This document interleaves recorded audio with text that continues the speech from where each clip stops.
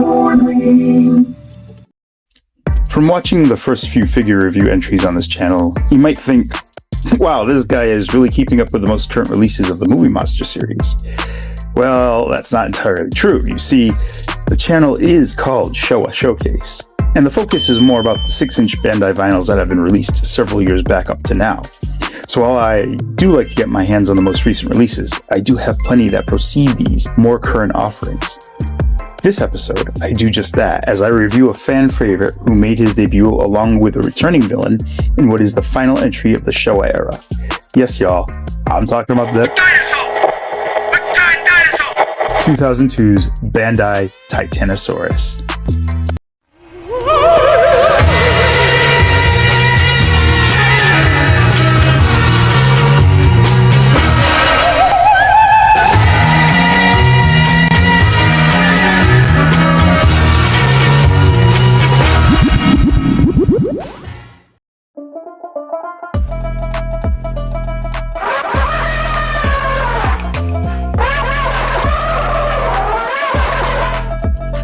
So imagine it's 1985 and you love Godzilla movies, and you think you've seen all, or at least heard of every single film in the series, thanks to Ian Thorne's Godzilla book, a book that caps the series off in 1974's Godzilla vs. Mechagodzilla. And while you're settling down at home from a day at summer camp, you look into the TV guide to find something to watch, and you come across a listing, The Terror of Mechagodzilla. Tuning in, you suddenly discover a film that returns the late 70s wacky ideas back to the more serious tones of the 60s, an ominous movie with more subdued and darker visual palette, a sharp contrast from the previous Godzilla vs. Mechagodzilla's brighter, saturated visual aesthetic, paired with the return of Akira Ifukube's ponderous score. Both Godzilla and his mechanical double have been altered to reflect this more serious atmosphere. The human cast, too, face stakes that feel higher than before. Gone are the themes of Prophecy and Planet of the Apes ripoffs. No, the same aliens here never show their simian forms, just brackish makeup to emphasize the otherworldliness from which they came. However, most importantly, this entry introduces us to a new kaiju, one that harkens back to the irradiated dinosaur-like monsters of the first half of Toho's Daikaiju films, Titanosaurus. In the film, Titanosaurus is a dinosaur, an exceptionally large aquatic one at that, an upright sea dragon-like creature adorned with finned ears, antennae, and a large spinal fin crest that ends with a collapsing tail that can open into a hurricane-generating fan. His skin is a reddish red speckled with blackish bumps and tan-paleted underbelly that it brings a satisfying design. Finishing out the well-realized creature is a unique cry, like a stuttering elephant trumpeting out in defiance. Aside from Katsura, the cyborg woman who's given the ability to control him, Titanosaurus is the show stealer. He overshadows the second Mechagodzilla, both in appearance and in his brawling nature, willing to jump into a fistfight with Godzilla while his robotic doppelganger hangs back to burn Tokyo down. In 2002, Bandai finally released their first vinyl rendition of Titanosaurus into their 6-inch scale, along with his teammate. Naturally, it was a must-buy, despite my mild annoyance that figure scales were shifting from the common 8-inch to the smaller, sometimes less detailed, 6-inch size. Let's give it a look. In hand, the figure holds up to today's standards of sculpting. It really was one of the figures, along with Mechagodzilla 2 or 1975 to avoid confusing it with the 93 version, that convinced me to start focusing on the smaller sized vinyls that Bandai was shifting to. For starters, this guy is a texture achievement, with those bumps and ridges. The head and back fins are also sculpted impressively, and even though those are his antennae may be a little thick and stubby, they still manage to convey the monster's silhouette well.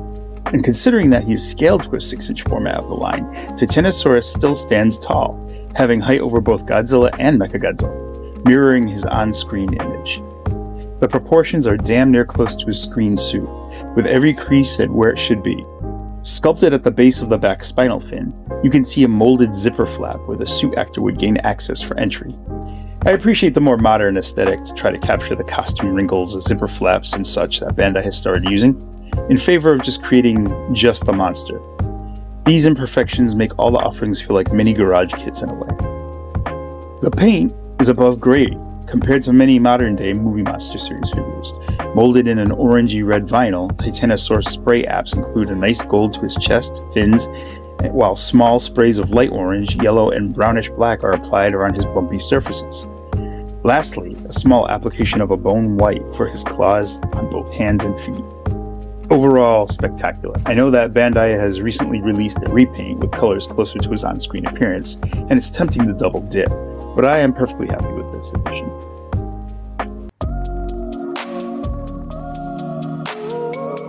No big surprises here. Titanosaurus is articulated at the arms and legs.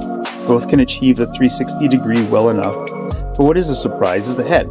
It swivels near the top of the neck, and the one time it was probably never needed, Bandai decided to articulate Titanosaurus' tail. Despite it being flat and narrow, the only movement required is to swing it back and forth like a fly swatter. And speaking of side to side, here's a demonic duo together. Here is a fine example of when Bandai does wave sets, much like the Godzilla and Anguirus 55, where both molds were done really well. I plan to do not just a review for Mechagodzilla 75, but a whole retrospective on 1974's Godzilla vs. the Mechagodzilla, because he's dope. But as you can see the difference in height with these two. I love these guys side by side. You compare other figures together, say like the 68 Godzilla with perfect form Hedorah, and it doesn't feel this good, right? Megalon and Gigan, it's not the same, because those figures were not sculpted at the same time or by the same team. They were released apart, so the creative flow is different. For me, these two would be inseparable on my shelf. Confession: I don't have Godzilla 75 yet. I know, bad for green. He's on my want list. It's simply hard to justify buying him and Godzilla 73 because of their inflated price as a store exclusive. So, I must use the one who shares some of his tooling, just for scaling. And they both look as good as you can get with this scenario. I want 75 more than 73, just to have the set complete, because man, this is almost perfect. And with all three together, you get magic. And that's all we could ever ask for, right? Magic on our display shelf. If you don't have this guy on your shelf or part of your collection, he's easily a high recommendation. I won't urge you to buy him the same way I did with Anguirus 55, so don't worry, this hobby is subjective. We all have our varying degrees of personal tastes, and I'll respect that. I mean, it's fine if you prefer a weak collection without this fine edition, a massive blemish on your shelf without it. We all can't be cool, but Titanosaurus is. How cool? I know a certain size-changing robot who could tell us.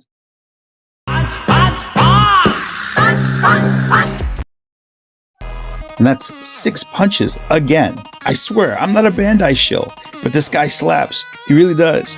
If it weren't for this figure, 4Green may have never continued with the Bandai 6-inch scale figures. This guy was the catalyst, and since then, we've had several hits, many straight home runs, and a few curveballs. The sculpt, the scale, the colors, even the pose. Chef's kiss. There's a reason this mold is still being repainted. It's a classic Toho baddie, whose design isn't some space ostrich with a fork for a hand or some other kitchen hardware. This is a return to those days of classic mutant dino beasts like Varan, Gorosaurus, Anguirus. He deserves a place on the shelf along with Rodan and Baragon. I am 4Green. Thank you so much for watching. Please hit the like and subscribe button. Comment down below if you want me to review a certain vinyl or answer any questions related to this channel.